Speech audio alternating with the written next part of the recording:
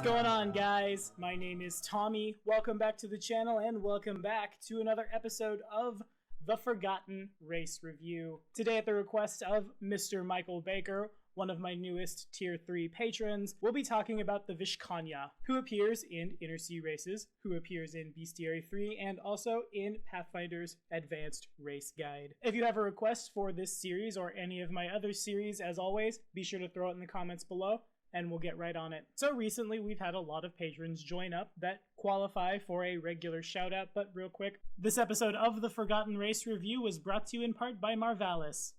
Marvalis, thank you so much for your time and support. It means the world. Now let's dive in.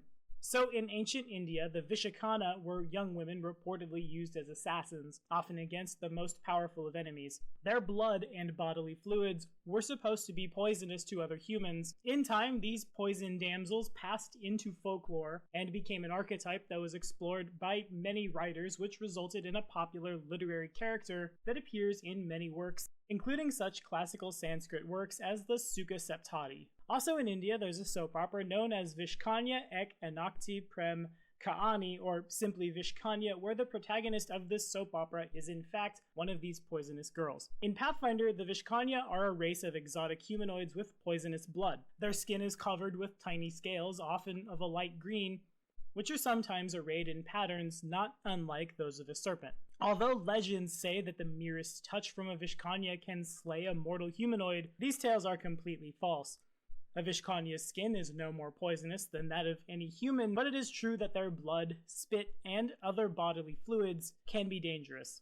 Vishkanya are skilled in using their own spittle or even their own blood to envenom weapons, and those who fight them should of course be wary of exposure to this poison, because you're not usually expecting to stab somebody with your spear and then when their blood gushes out onto you, that blood is poisonous. Yeah, no.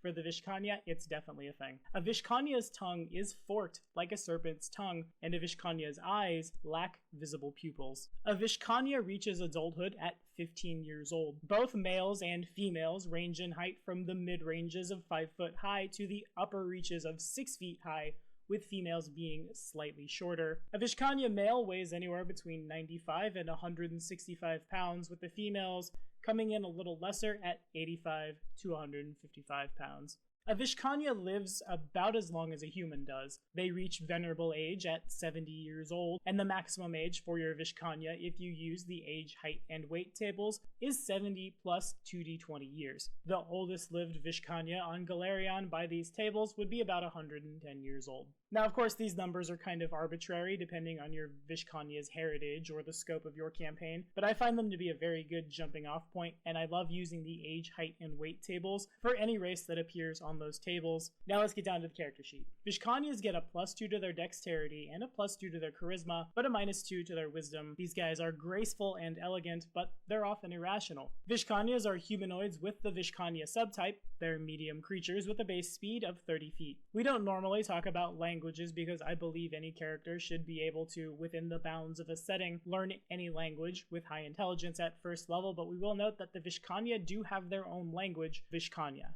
In addition, a Vishkanya has a racial bonus on saving throws against poison equal to its hit dice. They also receive a +2 on perception checks and a +2 on escape artist and stealth checks. Vishkanya have low light vision and are skilled in the use of poison, probably because they secrete it, and they never accidentally poison themselves when using or applying poison as a result. A number of times per day equal to their constitution modifier, a minimum of once a day, a Vishkanya can envenom a weapon that they wield with their toxic saliva or blood.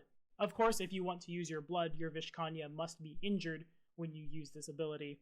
Applying venom in this way is a swift action. The venom is an injury venom, which means we have to hit them for it to go off. The fort save is equal to 10 plus half the Vishkanya's hit dice plus the Vishkanya's constitution modifier. The poison itself has a frequency of once a round for 6 rounds. The cure is 1 save, but the effect 1d2 points of dexterity damage. Vishkanya also possess their own weapon familiarity to help, spread their poison. They are always proficient with blowguns, kukri, and shuriken. Now, the Vishkanya is one of the races in Pathfinder that doesn't have a whole lot of information.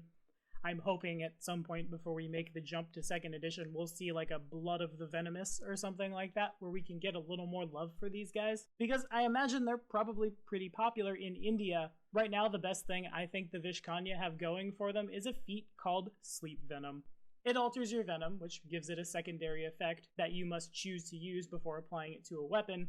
The save DC is the same, it's still an injury poison, but now this poison will cause your victims to be staggered for 1d4 rounds, with a secondary effect that makes them fall unconscious for 1 minute. That right there is incredibly powerful for our Vishkanya ninjas, our Vishkanya slayers, anybody who's sneaking around, because in Pathfinder 1st edition, if you're unconscious, you can be coup de grace, and if you can be coup de grace, that makes the Vishkanya all the more powerful. That's really good. I really like it. That said, if I were to play a Vishkanya, and I could definitely see myself doing so because they seem like a really fun race, I would definitely be taking Sleep Venom and be optimizing the sneak around, knock somebody unconscious, then break their neck.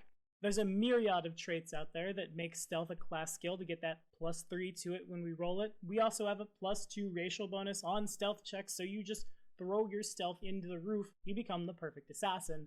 On the other side of that, if in your campaign you want to use a lot of Vishkanya assassins, for example, if your campaign takes place in the continent of Kazmaron, more specifically around Vudra, and really I'm hoping against hope that we find more information on Kazmaron and Vudra as we move forward in Pathfinder, because I personally love the setting that we're playing in. A Vishkanya alchemist who just, uses his own poison or uses his own spittle to make anti-venom for a Vishkanya sleep venom could probably make a killing in a given world where Vishkanya are known to knock you out and kill you. Once you feel yourself getting dizzy, once the staggered condition hits you, you just real quick pop that anti-venom, and hopefully you're able to defend yourself before the Vishkanya comes at you again.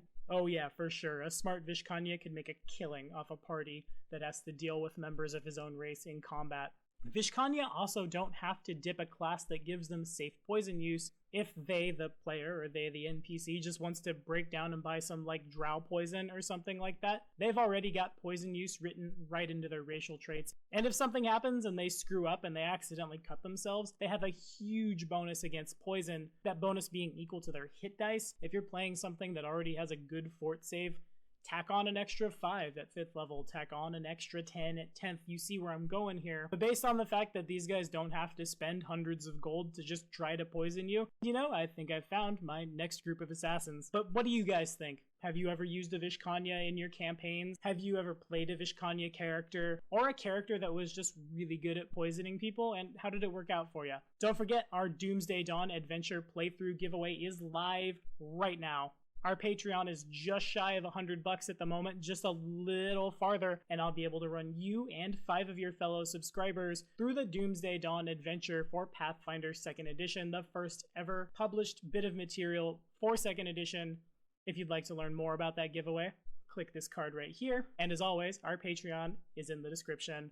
You guys can look for information on our second giveaway because the growth has been exponential on this channel this coming Wednesday. For now, be sure to like and subscribe for more videos. The next episode of the Forgotten Race Review, where we talk about one of the variant skinwalkers, specifically the Witch Wolf, drops next Monday.